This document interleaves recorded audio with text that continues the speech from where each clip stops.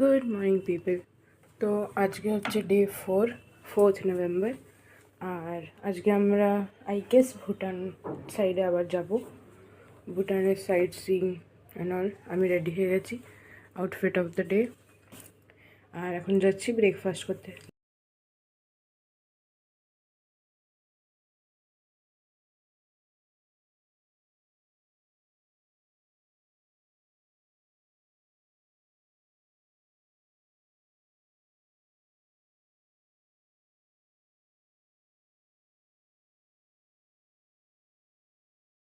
আমাকে ভুটানে ঢুকতে দেয়নি, আমি আর মায়ের জায়গা হচ্ছে এখানে সাইড সিইং।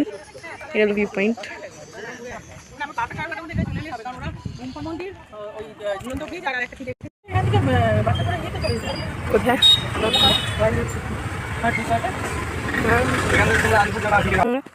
হ্যালো গাইজ, আমরা এসেছি তোষা নদীর ধারে।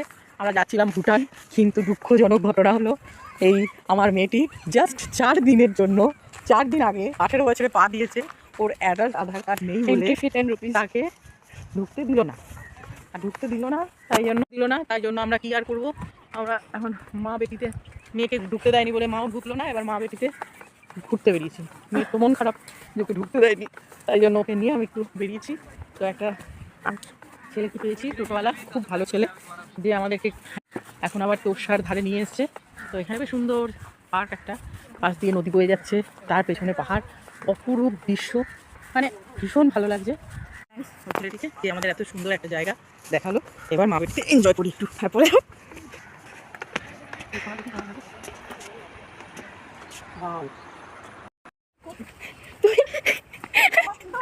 Lodge, you see lodge anyway.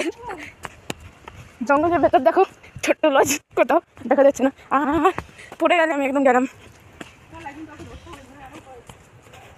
ওরা আসছে তো, ওরা আমাদের গ্রুপটা ভুটান ঘুরে এলো, আর আমি আর মা ইন্ডিয়া ঘুরলাম। হাউ ইউ ফিলিং মা? আই গেস ওই দিকে যেতে হবে। হ্যাঁ, ওই তো, ওই জন্য যাচ্ছি ওখানে। মা কোথায় যাচ্ছি? এখন যাচ্ছি আমরা জলদাপাড়া জঙ্গল সাফারি যেটা যাবো, সেটা টিকিট কাটতে।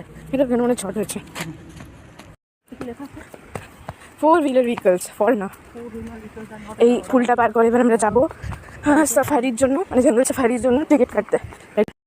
আমরা যাচ্ছি ঠিক জায়গায়। এখন টিকিট দেবে 2:30 থেকে, আর এখন কারেন্টলি বাজে হলো 1:23।